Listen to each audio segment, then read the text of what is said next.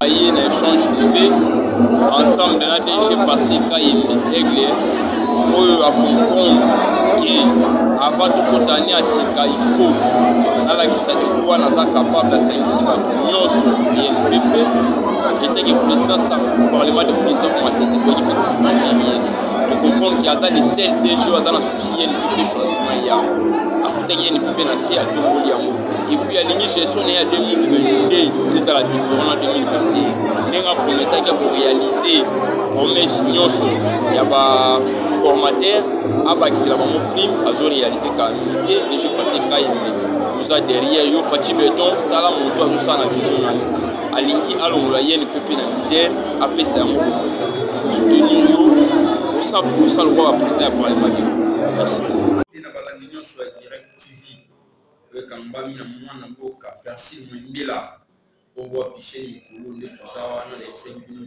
tuba na kalungu sa président du parlement de Kinshasa communicateur et IDP Soukika Kofungulu s'abonner au Mbango la chaîne Oyo président de Moussao plus 243 89 67 46 727 plus 243 89 67 46 727 le lot de Soulana Bini Maïtali Mboka politique mais mini de Kouvanda échange privé pour Salamaki na INPP Imango na mwana mboka deux jeunes Patrick Aigle Lenini ya linaki ya kota ani asika ensemble na ba travailleurs nyonso mutema malamu pe a réaliser tout pour ya kometa kimino vandela beaucoup na likamwana pamba te tous les présidents du parlement de l'UP bazaraki wana ensemble na kometa pendaki kucha pour des pouces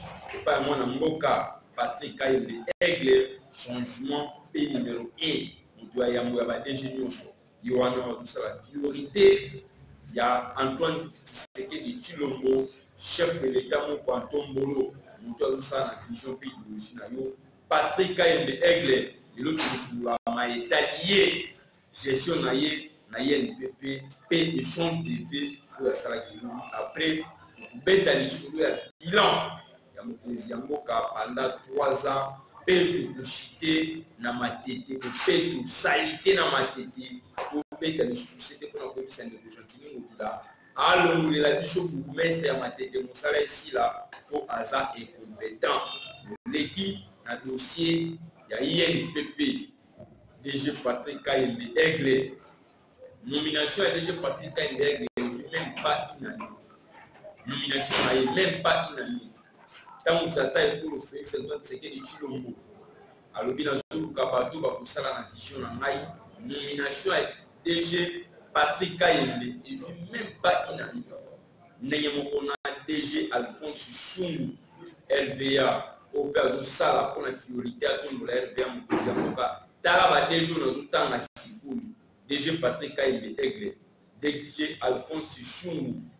Yopé les sous la idéologie à Aigle et puis sans oublier William Pambopam, gouverneur de la ville, gouverneur de la banque centrale s'il vous plaît, William Pambopam que je salue aussi en passant, le PDG pour une idéologie à Sika, Patrick Aigle, changement à la DG, pour dire pourquoi, ce qu'on dit pour nous changer, ce qu'on dit pour l'entreprise publique, nous sommes, et je dois lire bien tous les DG pour l'instant, les Patrick Aigle à la gestion de Salaka. L'objet tout ça qui on est payé ensemble le président nous sommes au parlement de le président Cisco Bazaraki tous les présidents du parlement de Bazaraki pour tout mettre pour des pouces ensemble et puis ils changent de Bessamaki qui toko ensemble avec DG Patrick Aigle. La grande différence c'est la DG.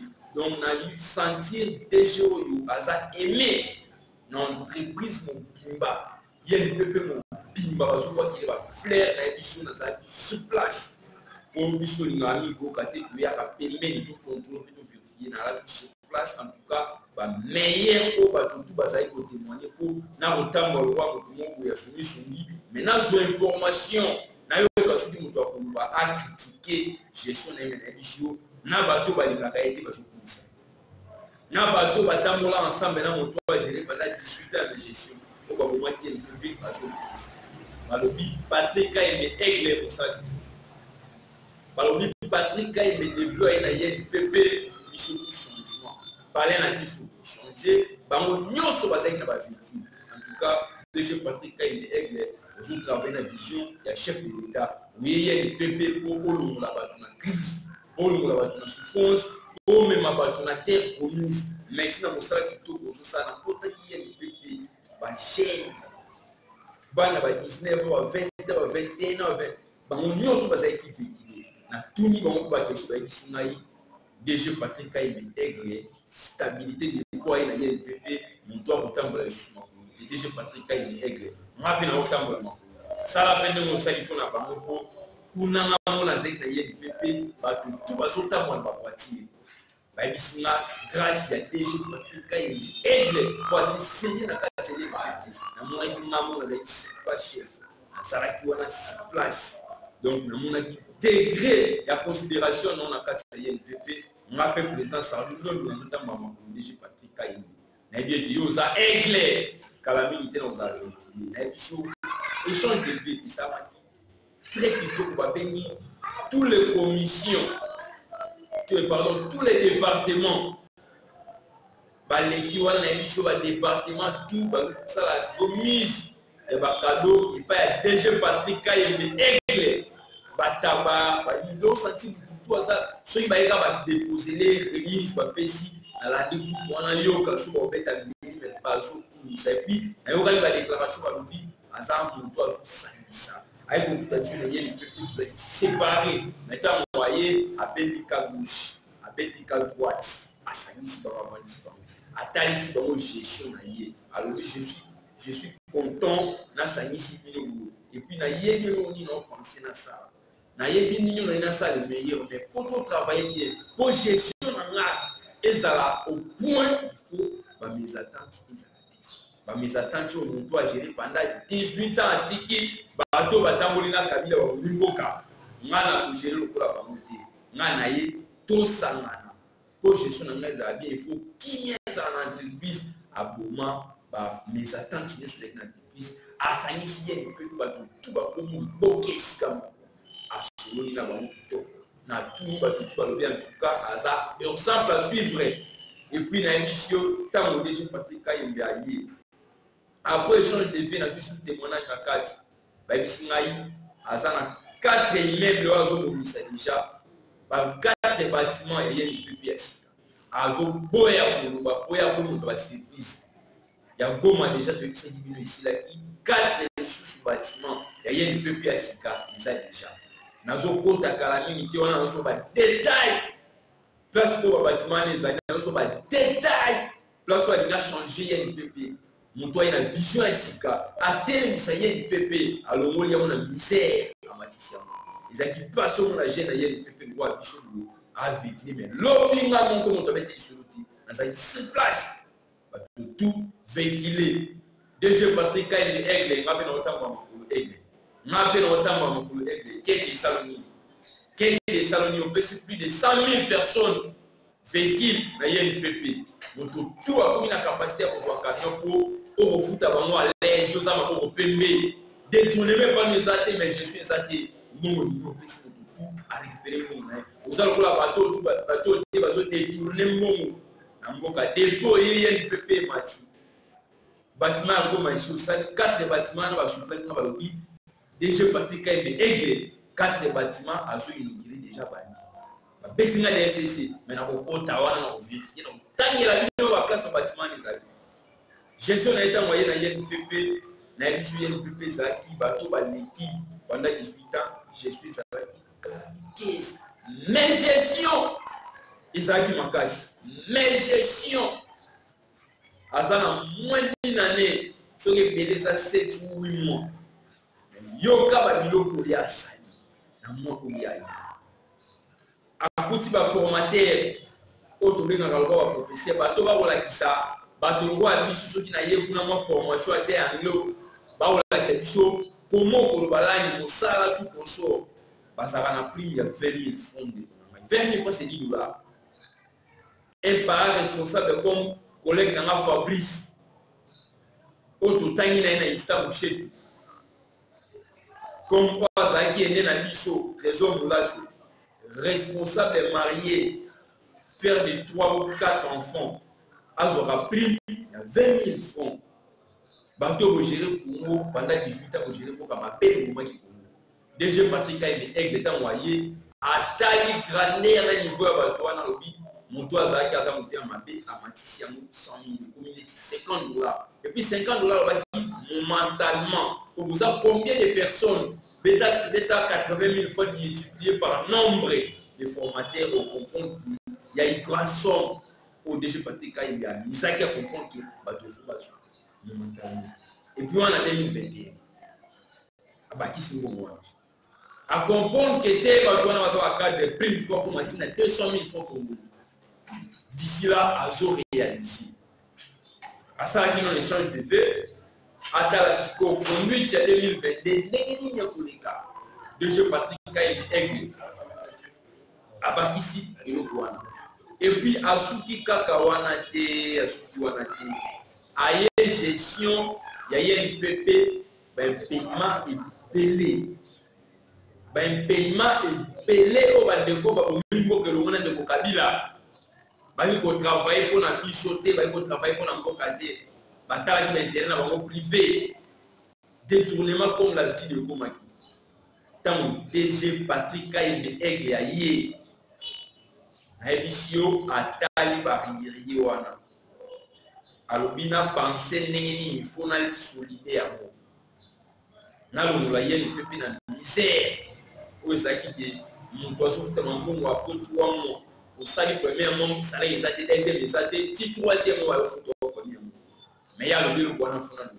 Alo moli barigiri et puis azo réaliser salaire du toko nenga feta na ba union sur l'opinion sur l'information qu'on a évaluée.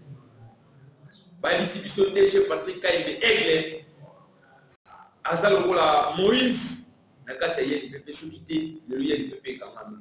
N'est pas quand même pas n'est pas quand même depuis c'est de l'autre pays. Il s'est la sous-quitté pendant tant de temps, pendant 25 ans. N'est pas bien depuis pour l'instant. Sous-quitté DG Patrick Kaïbe Aigle, à qui n'a pas monté quand même. Merci tata pour le faire ça quand c'est que du tiro na choix au salaire qui est top ya botina DG Patrick Kaïbe Aigle alors la AI et si na une nomination zo ça va ko dia boka le ngola AI commissaire DG titulaire allez tous les 2 jours pour le tia au nommé par l'équipe DG Patrick Kaïbe Aigle a expliqué comment gestion entreprise publique et ça. Les entreprises à l'État, on a appelé ça comme formation, par battre 2G Patrick Kaïbe Aigle, à ça bien informé. Et puis à promettre encore, on dit à Koussouka Wanate, tous les formateurs, Trésor Moulacho, mon frère Fabrice, Aouka, une bonne formation pour la YLPP. Il y a sur le lobby. Azoti na bango nyonso bakende libanda ba police encore travail avec mon formateur mon côté aza na ba capacité il faut bakende bango yé mon côté DG Patrick Kaïbe Aigle azoti ba moyen à faire voyager ba formateur bakende ko multiplier formation pour comprendre que YLPP il faut ça la qualité mususu diplôme topé certificat YLPP il faut ça reconnu dans le monde entier. Les gens dans le Congo ça na place pour la noter et pas le comme dans le monde entier. Dans la vidéo du tout au moins dans le DG Patrick Kaïbe Aigle aïe na mona. Mon côté mboka changement ba DG Congo na yi Patrick Kaïbe Aigle. Changement ba DG mo na changement à travers un peu d'état pour tous les DG. On va ça 10 ans, 20 ans, 25 ans, 5 ans. Moins d'une année, ça va tout réaliser. Détournement de RV dans YLPP, c'est la grâce. Détournement, ça les sociétés grâce. Mais je suis là qui on attend à comprendre. Les gens comprennent qui nous voient système au bâti là dessus pas kabiliste qui moyen de détournement chaque jour. Il peut ici à comprendre qui tant moyen quand la gestion à ça la paix, il y a Gilles Alingete, IGF, Kota YLPP. Qui vient et Kota DG, DG Patrick Kayembe, merci, et puis merci l'opportunité, oui, c'est une présidence, tous les présidents du Parlement debout, on a besoin d'informations, merci, l'info, aux Osala pour la biso, le président du Parlement debout, parti de mon Kimba, il y a eu des personnes aux Osala pour la biso. Na mon lobby force de progrès basara qui wana ozo insister pour bisa ba onke boya formation na besoin vous abattre na mon ozo insister pour bisa force de progrès na besoin na bino ba entreprise boya pour formation médecine accès au PCBISO ingénieur que je suis na ya kali pour multiplier qualité ya étude na mai merci vraiment donc là ingénieur moula je peux nenye à multiplier ka trésor moula je pas formateur na kata yé merci na accès au PCBISO mon diamboka tata ekolo Félix Antoine Tshisekedi Tshilombo aigle président de l'Union africaine, président de SADC, président de l'ONU. Philippe Le Brassard, président de la Congo, Azala n'a noté depuis Congo, Azala pour nous. Il a dit sur le DG Patrick Kayembe Aigle. Azala AI, le CNIO, nous sommes président du Parlement de l'Union. Nous continuons à Tikaye comme un DG titulaire. Et puis tous les DG vont avoir formation et pas naïe pour y aller dans ça. Donc, DG Patrick Kayembe Aigle. On a bien autant pour ma l'objet de cette année depuis que j'ai témoigné sur la suite de la camion de la grâce. On y en sort. Image pesée. Image pesée au monde. Parce que témoigner grâce à des Patrick Kayembe Aigle dans le qui pour avancer. On a bien autant pour ma qu'est-ce que ça le monde? Vous pouvez dire quoi? Si que la mission de Patrick Kayembe a la liste sur la décision sur la Congo pour lobby changement qu'il y a. N'a pas eu notre remettre bilan. Le chef de l'État, Félix Antoine Tshisekedi Tshilombo, Moukwa Tombolo, depuis la gestion, il y a un bilan pour Beta bilan. 3 ans Félix au sommet de l'État, Moukou Diamboka qui prend un anti-valère, t'es pour la valère, pour Beta. Sika à Togolo bilan Moukou Diamboka, Tata et pour le Félix Antoine Tshisekedi Tshilombo. Nous avons été à 3 ans. Côté diplomatie, 100%. Dans le lobby, 100%. Côté diplomatie. Alors, on est sur la zone rouge. Place au Congo, qui a été pour Congo, va gérer pendant 18 ans de gestion, qui m'ont eu comme acquis, comme l'habitude. Donc, tous les pays, comment ils ne peuvent pas m'aider ici. Ceux qui vont dire tout ça, tout ça, la coalition, tout ça, la coopération mondiale de cette bon élection des formations qui raté. Exemple qui avion présidentiel et quand même en Espagne depuis 2016 bateau va gérer pendant 18 ans de gestion pour un bon monté tata et pour le faire c'est mon oiseau ici à mon depuis 2016 avion présidentiel et quand même en Espagne pour la Ligue la Kanyaka. Mais gestion bateau va gérer pendant 18 ans. Côté diplomatie, Félix Antoine Tshisekedi Tshilombo, 100% il y a réussite. 100% il y a réussite. Alors, moi, je suis dans la zone rouge. À même mission à G20, place où 20 pays décideurs du monde, Bazalaka, drapeau RDC. Parmi 20 drapeaux, il y a un monde de sous-pas RDC. Comme 26 autres, vous allez vous allez représenter l'Afrique ici dans Gabon, et le RDC. Grâce à Félix Antoine Tshisekedi Tshilombo. Meilleure stratège du monde, j'ai parlé bien. Meilleure stratège du monde, je bien parler, je dis pas d'Afrique, je dis meilleure stratège du monde. Il s'appelle Tata Ekolo Félix Antoine Tshisekedi Tshilombo. Meilleure stratège du monde. Pour comprendre dans le monde entier, le président de Bazaka divisé pour mieux régner. L'on Afrique, RDC, tout ça dans la ranking dans le pays Mokoti. Il y a un tout le temps. S'il s'agit est un mot à la mission qui n'y est pas sur le moi je suis d'accord. S'il s'agit de couper la diamètre. pour la réussite de Singapour. Si il s'agit de Rwandais, au Congo, il y a mission. Pas sa solution. Qui est comme on a écouté à l'Est de Congo, je suis la vie. Et puis, on accompagne au Congo.